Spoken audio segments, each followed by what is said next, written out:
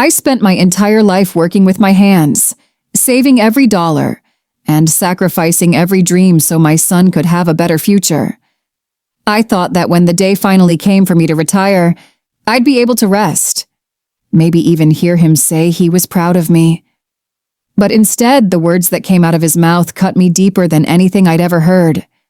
He looked me dead in the eye and said, "I don't need another mouth to feed." Those words, they still echo in my chest. After all the nights I stayed awake when he was sick, after all the meals I skipped so he could eat, after every shift I worked when I could barely stand on my feet, he saw me as nothing but a burden. You see, I'm an American mother. I wasn't born into wealth, and I never asked for luxury. All I ever wanted was to give my son the life I never had. I worked hard, I raised him alone, and I believed that someday he'd understand what that meant. But instead of gratitude, I got shame. And when I retired, my own son decided to teach me a lesson. He found me a job at the company where he worked. He thought it would humiliate me, break my pride, and remind me that I wasn't welcome under his roof. But life has a way of turning the tables. What happened next shocked him, and left him with nothing. I always thought retirement would feel like a soft landing after a lifetime of storms. For years, I had woken up before the sun, tied my apron, laced up my shoes, and headed out to work. Rain or shine, sick or well, tired or strong. I carried entire households on my back. I worked in factories, I worked in diners, I worked cleaning houses that were never mine. I pinched pennies, saved what I could, and told myself that one day, just one day, I would rest. And when that day finally came, when the papers were signed and the clock no longer demanded I punch in, I felt free. My hands were worn, my back ached, but my heart felt light. I had earned this. I pictured mornings on the porch with a cup of coffee, afternoons in the garden, evenings with a book by the window. I dreamed of peace, the kind of peace I hadn't felt since I was a little girl. But more than anything, I dreamed of hearing my son's voice say, "Mom, I'm proud of you." After all the years I'd poured into him, after every sacrifice I made so he could stand tall, wasn't that what any mother longs to hear? Just to know her child understands. Just to know her child remembers. So I told him the news. I told him with a smile on my face and tears in my eyes, "Son, I finally retired." I thought he would hug me. I thought he would grin, maybe clap his hands together and say, "It's about time, Mom, you deserve it." But instead, he leaned back in his chair, crossed his arms, and gave me a look I'll never forget. Cold, sharp, distant. Then he said the words that broke me in a way no amount of hard labor ever could. He said, "Well, I don't need another mouth to feed." I felt the ground shift beneath me. I felt the air leave my chest. For a second, I thought I misheard him. I thought maybe he was joking, being sarcastic, trying to tease. But his face told me otherwise. He meant it. He meant every single syllable. I tried to hold my smile, I tried to keep my chin up. But inside, I was crumbling. Those words stabbed deeper than any blade, because they came from the very person I gave everything for. The child I carried inside me, the boy I raised with my own two hands, the man I believed would one day be my comfort in old age. And in that moment, he saw me not as his mother, not as the woman who built his world, but as a burden. I wanted to shout. I wanted to ask, "Do you remember the nights I worked double shifts so you could have new shoes? Do you remember the mornings I skipped breakfast so you could have lunch money? Do you remember when you were sick and I stayed up all night, praying over you, watching you breathe, begging God to keep you alive?" But I didn't. I swallowed the words. I forced myself to smile. I nodded as if I agreed with him. Because what else could I do? If I broke down, if I cried, he would have just seen weakness. And I couldn't give him that satisfaction. So I smiled. A hollow smile, a mask. And I said, "I understand, son." But inside, I was screaming. Inside, I was mourning. Because in that moment, I realized my boy, the boy I had raised, was gone, replaced by a man who valued money over blood, pride over love. I went to bed that night staring at the ceiling, my chest tight, my eyes burning. Retirement was supposed to be a blessing. Instead, it felt like a punishment. I kept thinking, how did we get here? Where did I go wrong? I replayed my life over and over, searching for the mistake, the moment I failed him. But deep down, I knew the truth. The mistake wasn't mine. It was his. He had forgotten who I was, forgotten what I had done, forgotten the woman who gave him everything. Still, I smiled. Still, I kept quiet. Because sometimes silence is the only shield we mothers have left. And in that silence, a seed was planted. A seed of pain, yes, but also a seed of patience. Because something told me sooner or later, life would remind him of the truth he chose to ignore. When my son told me he didn't need another mouth to feed, I thought those words alone were enough to shatter me. But what came next proved just how far his pride and his cruelty could stretch. A week after that conversation, he came into the kitchen one evening, tossing his jacket over a chair like he owned the whole world. He looked at me with that same cold stare, the one that said he had already made a decision and I didn't get a vote. He said, "Mom, I've got you something, a job at my company." I stood there in silence, letting his words sink in. A job? After decades of labor, after finally stepping into retirement, after earning a little peace, I was being handed a job. Not as a gift, not as an opportunity, but as punishment. His voice carried no kindness, no warmth. He wasn't offering me work out of love. He wasn't thinking of my dignity, no. He was trying to put me in my place. Trying to remind me that in his eyes, I was not retired. I was not free. I was simply a burden he had to control. He even smirked a little as he explained. "You'll be working in the operations department. Nothing fancy, just paperwork and assisting. You'll have something to do instead of sitting around all day." Something to do. As if my whole life of backbreaking sacrifice was nothing more than idleness. As if I'd been lazy, living off others, when in reality it was my sweat and my tears that built the very foundation he now stood on. But I didn't argue. I didn't raise my voice. I didn't tell him what I was really thinking. That I had spent 40 years doing something. That I had given everything to raise him, feed him, clothe him, guide him. That without me, he would never have set foot in that company in the first place. Instead, I nodded. I smiled faintly. And I said, "All right, son, if that's what you think is best." Inside, my heart was breaking. But I knew better than to show it. Sometimes silence is the strongest weapon a mother can wield.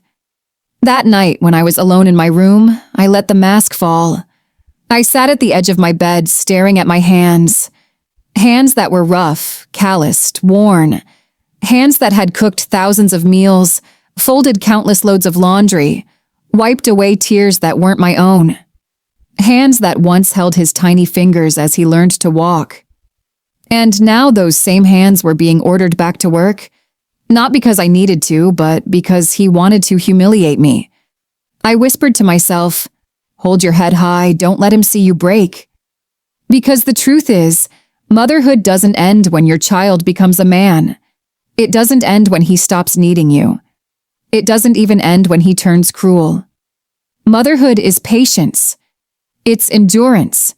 It's the quiet strength of carrying wounds no one else can see. So I told myself I would go. I would take this job, not because he wanted me to, but because I wanted to show him something. I wanted to show him that no matter how much he tried to belittle me, I would never lose my dignity. The morning of my first day came faster than I expected. I woke early, as if I were still in my working years. My body remembered the rhythm, even if my soul longed for rest. I brewed a cup of coffee, black and strong, and stared out the window at the rising sun. For a moment, I let myself imagine a different life. A life where my son would have said, "Mom, you've done enough. Rest now. Let me take care of you. A life where I would have been honored, cherished, respected. But that wasn't my life. My life was walking back into labor, this time not for survival, not for bills, not for necessity, but because my son demanded it. When I arrived at the company, the air felt heavy.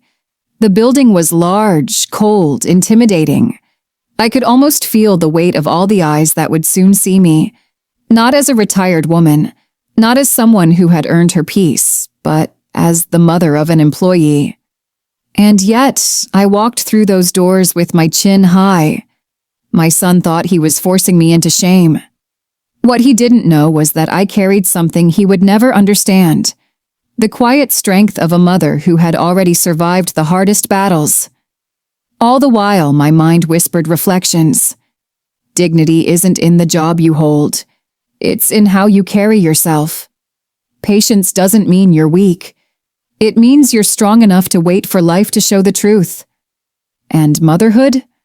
Motherhood is swallowing your pride so your child can see their reflection clearly, even if it takes years for them to understand.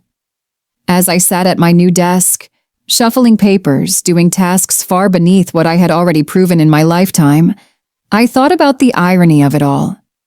My son believed he was teaching me a lesson. He thought he was putting me in my place. But what he didn't realize was that life has a way of circling back. Life has a way of humbling the proud, of raising up the quiet, of turning tables when we least expect it.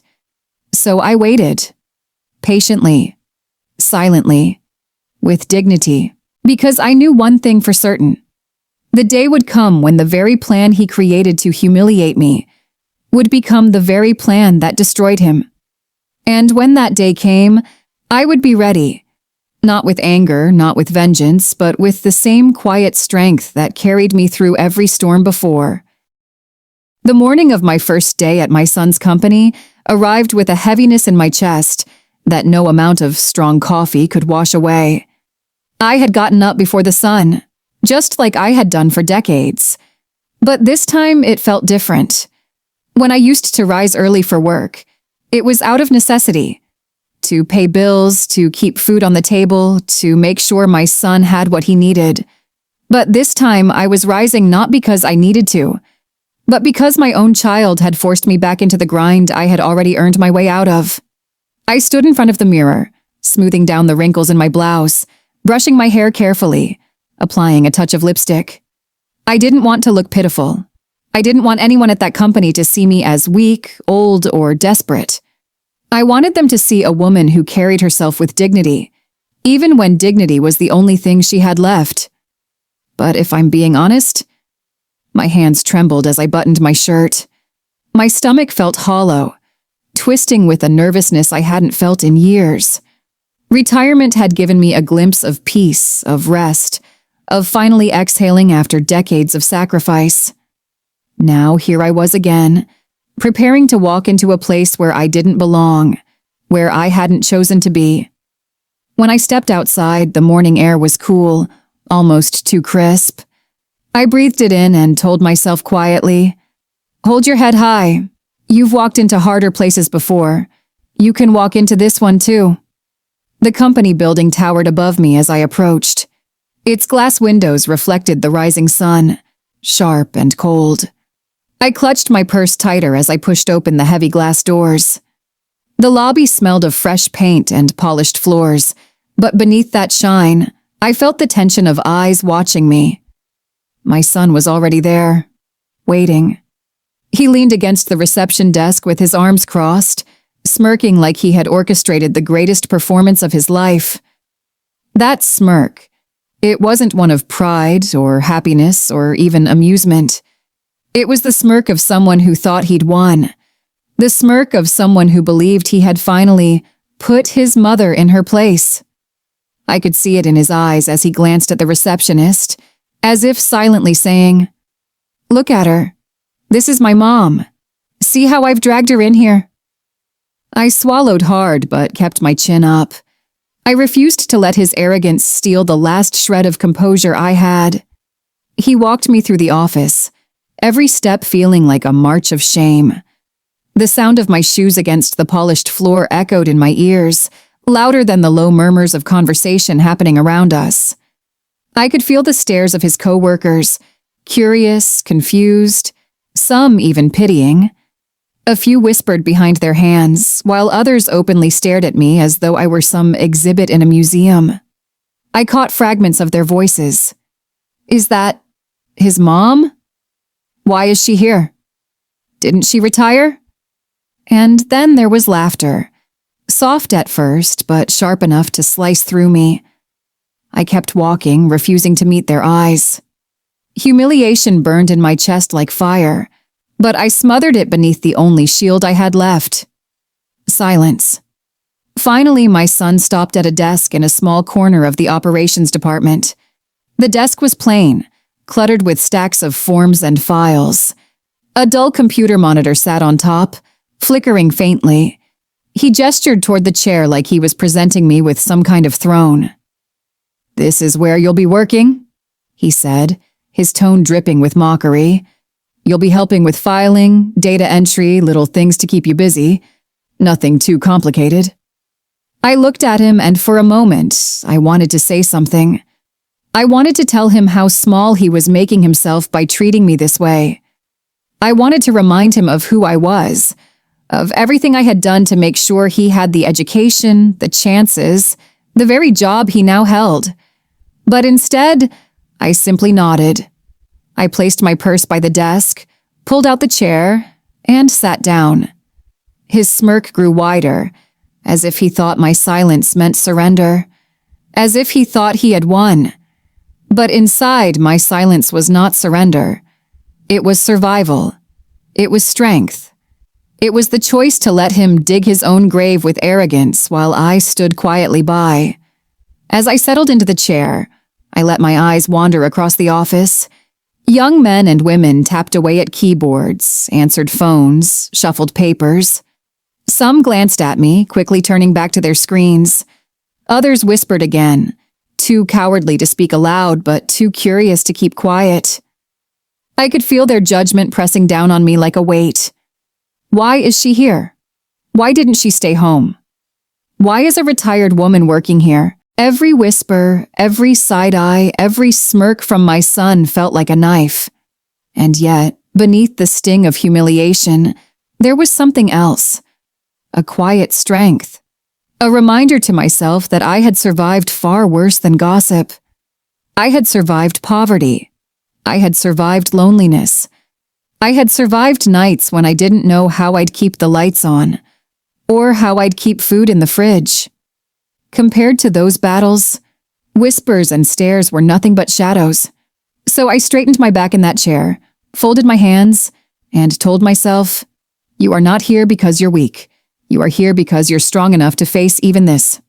My son lingered by the desk for a moment, clearly waiting for me to crumble, to show some sign of shame or resistance. But when I refused to give him that satisfaction, he finally muttered, "Well, get settled," and walked away. I watched him go, his head held high as though he had proven something. But what he didn't realize was that all he had proven was his own cruelty. As the hours passed, I focused on the small tasks in front of me, filing papers, typing in numbers, checking forms. They were simple jobs, but every click of the keyboard, every sheet of paper filed, was like a drumbeat in my heart. I will not break. I will not show weakness. I will not let him see me fall. Every time I looked up, I caught glimpses of my son across the office. That same smirk still played on his lips, especially when he saw his coworkers glance at me. He seemed to enjoy the spectacle of it all, like he had put me on display for their amusement. But what he didn't see, what he couldn't see, was the strength building inside me with every passing hour. Yes, I was humiliated.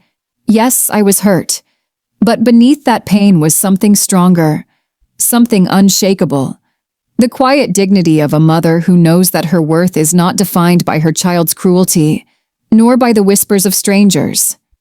It was defined by a lifetime of sacrifice, by the love I carried even when it wasn't returned, by the patience that kept me standing tall when others would have crumbled.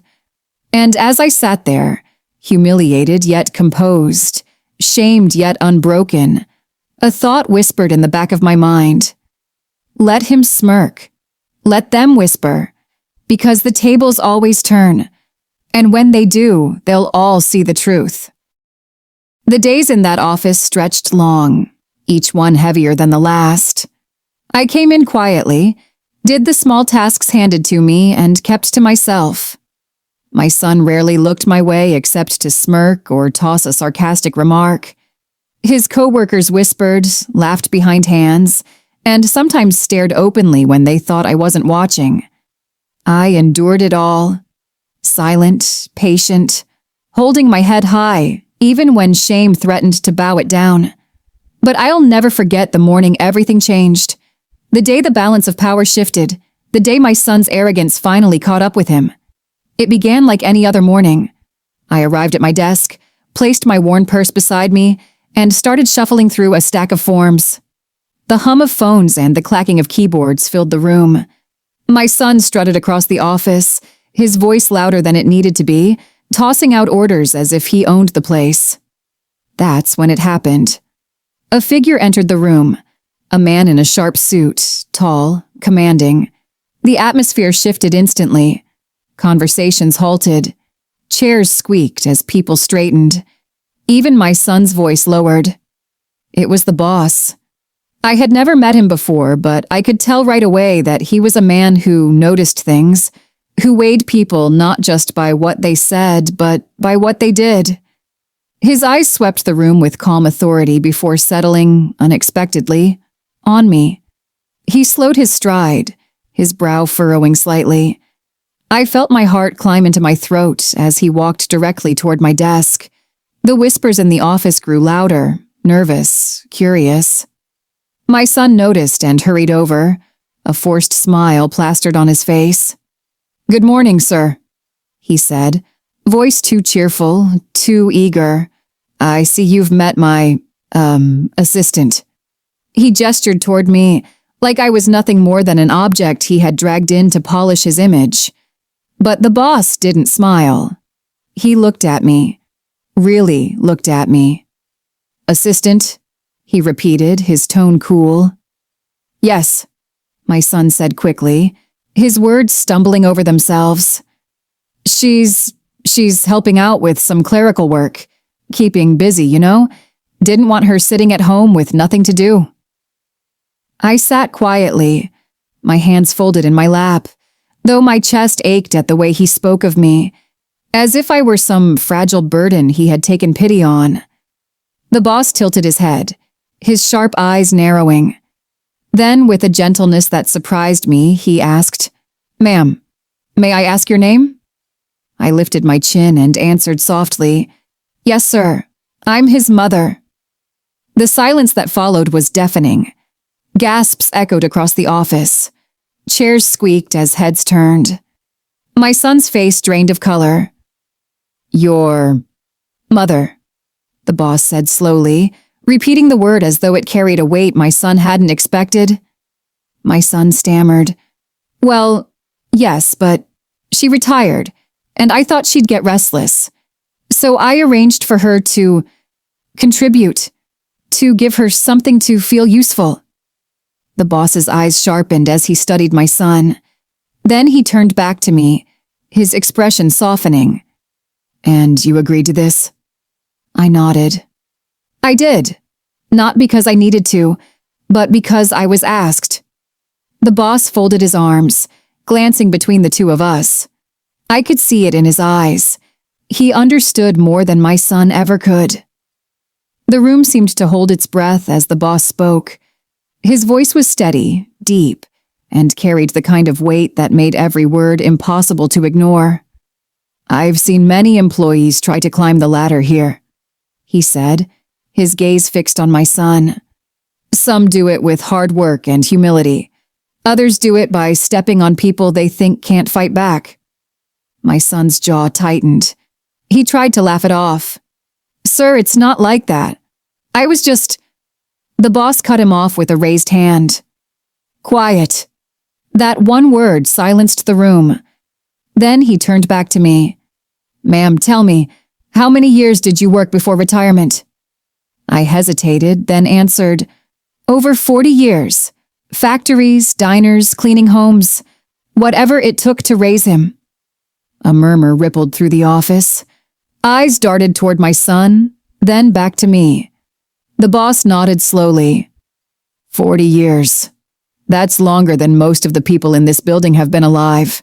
And after all that, instead of honoring you, your son dragged you back here? Forced you into clerical work? Paraded you in front of his peers? The shame on my son's face was clear now. He fidgeted, shifting from foot to foot, trying to find words that wouldn't come. The boss stepped closer, his voice growing sharper.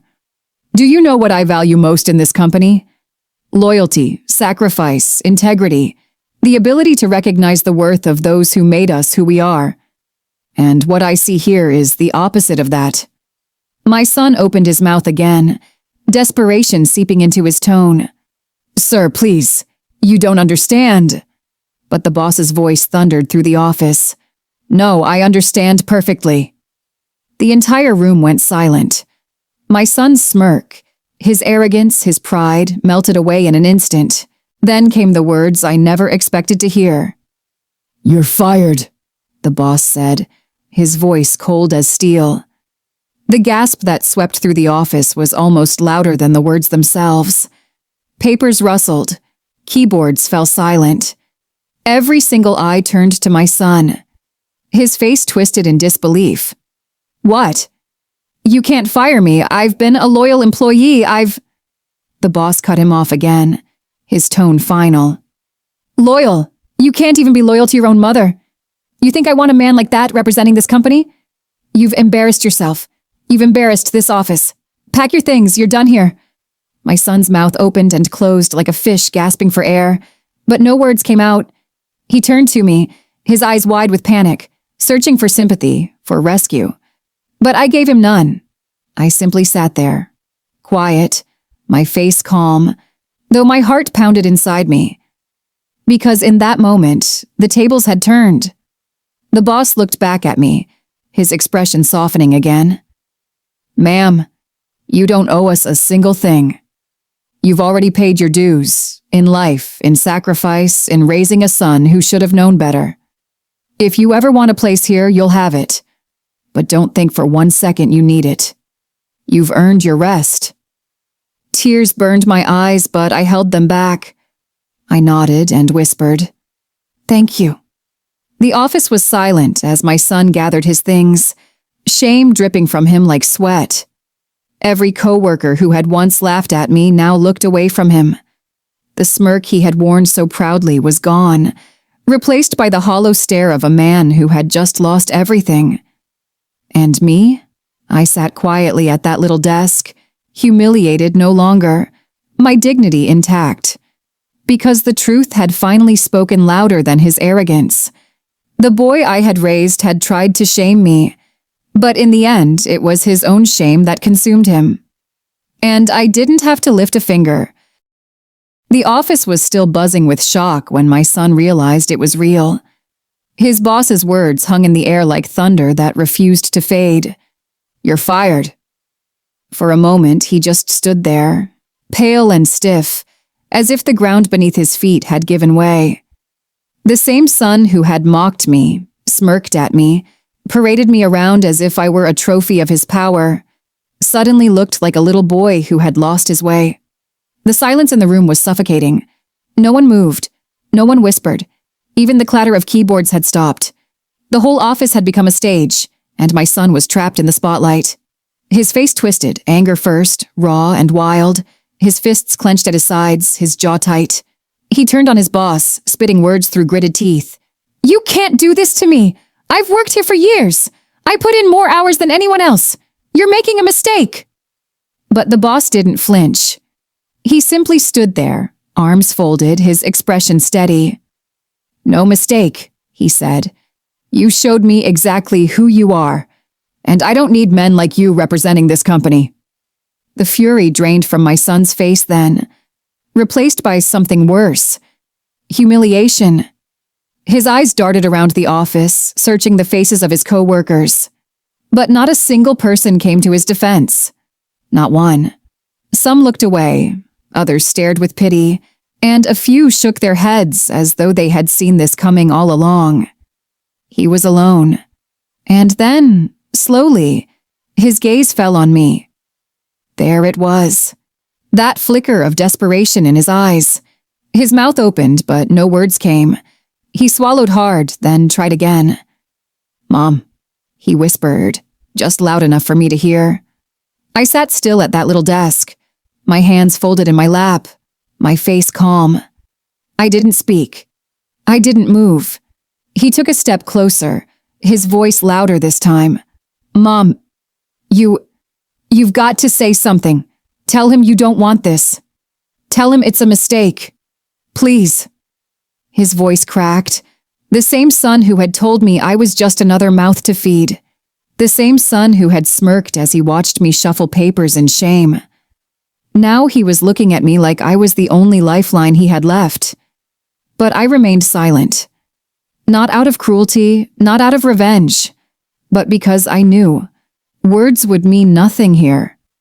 The lesson had to sink in, not through me defending him, not through me rescuing him, but through the weight of silence. He needed to feel the emptiness that came from biting the very hand that had once fed him. He tried again, louder this time, his voice trembling. "Mom, please. Don't just sit there, say something. You can't just let him do this to me." I lifted my eyes slowly, meeting his. There was no anger in my gaze, no gloating, just quiet dignity. And in that silence, I could see it. It pierced him deeper than any words ever could. He knew. He knew I had chosen not to save him. He knew I could have spoken, but I didn't. And that knowledge crushed him more than any scolding ever would. The anger returned then, sharp and desperate. His face flushed red, his voice rising. "This is your fault," he shouted, pointing at me with a trembling hand. "If you hadn't come here, if you hadn't embarrassed me in front of everyone, none of this would have happened." Gasps filled the office. His coworkers stared at him, some with disgust, others with disbelief. To blame his own mother, it was a new low, even for him. But still, I said nothing. I sat in that chair, calm as a stone, letting the storm rage around me. And the silence. The silence was louder than his screams. I watched as his anger sputtered out, leaving only desperation. He slumped into the chair opposite me, burying his face in his hands. His voice broke into a whisper.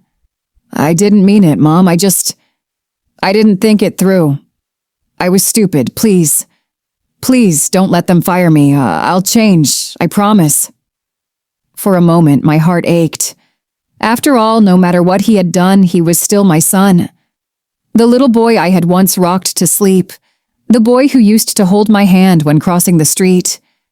But then I remembered the sting of his words. Another mouth to feed. The smirk on his face when he placed me at that desk. The way he paraded me around like I was nothing. And I knew. He wasn't sorry for what he had done. He was sorry he had been caught. Sorry the tables had turned. So I held my silence. The boss stepped forward then, his voice steady but firm. "You should be grateful, young man," he said. "Grateful your mother has more dignity in her silence than you've ever had in your words. She's teaching you a lesson right now, and I hope you're smart enough to learn it." My son lifted his head, tears streaking his face, but he had no reply. He looked at me again, searching, begging, pleading for just one word. But I gave him none, because sometimes the most powerful answer is silence. He stood slowly, his shoulders slumped, his pride shattered. He gathered his things into a cardboard box, his movements clumsy, broken. The office watched in silence as he shuffled toward the door, and all the while I remained seated, calm, my dignity intact. I didn't need to scold him. I didn't need to shame him. Life had done it for me. When he reached the door, he looked back one last time. His lips trembled as if he wanted to speak, but no sound came. And then, he was gone. The room exhaled, a heavy silence lifting. Slowly, the office returned to life. Phones rang. Keyboards clicked, whispers filled the air. But something had shifted. The people who had once laughed at me now looked at me with respect. Some even nodded quietly, as if to say they understood. And me? I sat still, my heart heavy but steady. I had lost nothing that day. My dignity remained untouched. But my son had lost everything. And I knew, deep down, that silence had taught him more than my words ever could. Because when the tables turned and his world collapsed, he had nowhere to run. No excuse, no shield. Only the truth staring him in the face, and the quiet strength of a mother who chose not to save him. When I finally walked out of that office, the weight on my shoulders felt lighter than it had in years. Yes, there was pain. Pain in knowing that the son I raised with love and sacrifice had turned his back on me. Betrayal cuts deeper than any blade, and no mother dreams of standing silent while her own child learns a lesson this way. But justice has a way of finding its path. My silence spoke louder than any words. It showed him that arrogance always has a price, and that pride can topple even the strongest facade. I held my dignity, and in the end, that was enough. So to anyone listening, let me leave you with this. Never forget the hands that raised you. Never dismiss the sacrifices that built the life you now enjoy. Because pride, no matter how sharp, no matter how loud, will always cost more than love ever will. And when the tables turn, it is not the proud who stand tall, but the humble who endure.